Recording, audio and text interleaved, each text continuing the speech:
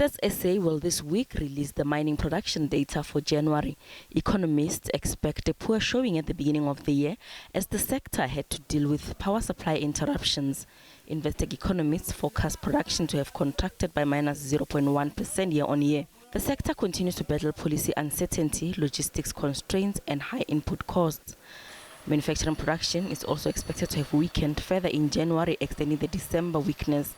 The recent ABSA Purchasing Managers Index declined for the fourth consecutive month to reach 44.3 index points in February, indicating contraction in the sector. Some respondents in the survey flagged load shedding as a reason for the activity decline. The Bureau for Economic Research will this week release the Business Confidence Index for the first quarter, expected to have remained at depressed levels. Experts say the continued load shedding, as well as policy uncertainty and the general weak economic environment, impacts on sentiment. As the world battles the coronavirus, concerns over the impact the spreading virus will have on the economy is growing.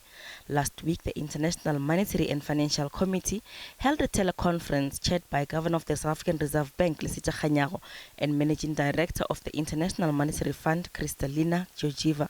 They issued a statement saying the IMF member countries stand united to address the global challenges related to the corona epidemic.